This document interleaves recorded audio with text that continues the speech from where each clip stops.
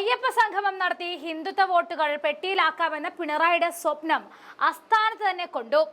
NSSനെ ക്ഷണിച്ചും വെള്ളാപ്പള്ളിയെ കാറിൽ കയറ്റിയും പിണറായി സംഗമത്തിൽ കൊണ്ടുവന്നിറക്കിയപ്പോൾ പ്രതിപക്ഷത്തിന് നെഞ്ചൊന്ന് കുലുങ്ങിയെങ്കിലും ഇപ്പോൾ ചെറിയ ആശ്വാസമുണ്ട്. കാരണം പാല് കൊടുത്ത കൈക്ക് തന്നെ വെള്ളാപ്പള്ളി കൊത്തി. സ്വർണ്ണക്കൊള്ള പുറത്തായതോടെ വെള്ളാപ്പള്ളി സർക്കാരിനെതിരെ വാളെടുക്കാൻ തുടങ്ങി. 5 ദേവസ്വം ബോർഡുകളും പിരിച്ചുവിടണമെന്നാണ് ഇപ്പോൾ വെള്ളാപ്പള്ളിയുടെ പ്രധാന ആവശ്യം. മോന്തായം വളഞ്ഞാൽ കഴുക്കോലുകളുടെ കാര്യം പറയാനില്ല എന്ന പോലെയാണ് ദേവസ്വം ബോർഡുകളിലെ ജീവനക്കാരുടെ സ്ഥിതി എന്നാണ് വെള്ളാപ്പള്ളി പറഞ്ഞു വെക്കുന്നത്. സർക്കാർ ഭരണ സംവിധാനത്തിലെ ഏറ്റവും കള്ളന്മാരും കാര്യപ്രാപ്തി ഇല്ലാത്തവരും വക്രബുദ്ധികളുമായ ജീവനക്കാരുള്ളത് ദേവസ്വം ബോർഡിലാണെന്ന് കൂടി പറഞ്ഞു വെക്കുകയാണ്. സത്യസന്ധരും കാര്യപ്രാപ്തിയുമുള്ളവരും വിരലിൽ എണ്ണാവുന്നവർ മാത്രം.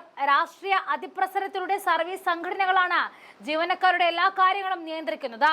സ്വാധീനമുള്ള ഒരു സ്വീപ്പറെ തൊടാൻ പോലും മേലുദ്യോഗസ്ഥർക്കാവില്ല.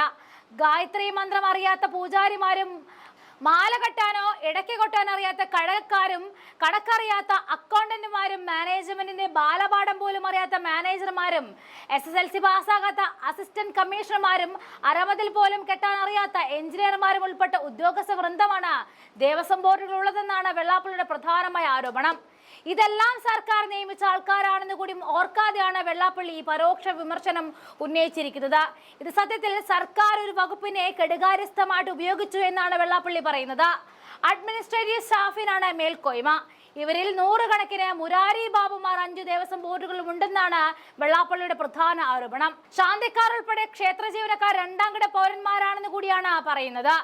SNDPയുടെ മുഖപത്രമായ യോഗാനന്ദത്തിലെ മുഖപ്രസംഗത്തിലായിരുന്നു ശക്തമായ വിമർശനങ്ങൾ എത്തിയത്. SNDPയുടെ മുഖപത്രമായ യോഗനാഥത്തിലെ മുഖപ്രസംഗത്തിലാണ് വിമർശനം വന്നത്.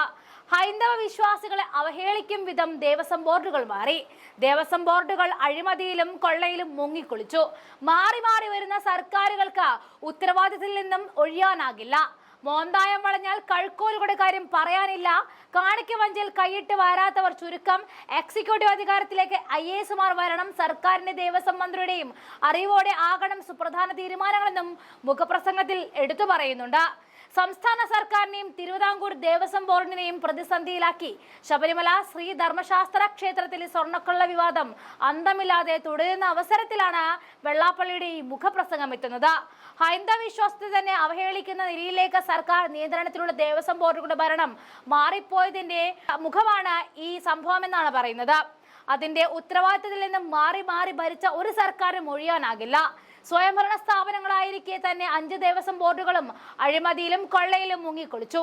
അധികാര രാഷ്ട്രീയത്തിന് പുറമ്പോക്കിൽ ഗതികെട്ട പ്രേതങ്ങളെ അലിയുന്ന നിർഗുണന്മാരായ കുറച്ചു നേതാക്കൾക്ക് 2-3 വർഷത്തെ പദവിയും ശിഷ്ടകാലം ജീവിക്കാൻ വകയുണ്ടാക്കാനുമുള്ള സംവിധാനവുമായി ദേവസ്വം ബോർഡുകൾ മാറി. വന്നവരിലും പോയവരിലും ചൂഷണവും മോഷണവും നടത്താത്തവർ കുറവാണ്.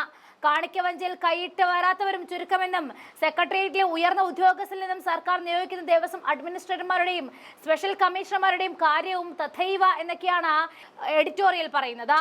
സ്വന്തം നാട്ടിൽ 2 വർഷം ജോലി ചെയ്യാൻ അധികാരത്തിന്റെ ശീതളയമയിൽ കാറും ക്വാർട്ടേഴ്സും സുഖവാസവും ലക്ഷ്യമിട്ട് മന്ത്രിമാരുടെ കാല് പിടിച്ചെത്തുന്നവരാണ് ഇവരിലേറെയെന്നും ദേവസ്വം ബോർഡിനെ കുറ്റപ്പെടുത്തിക്കൊണ്ട് മുഖപ്രസംഗത്തിൽ പറയുന്നുണ്ട്.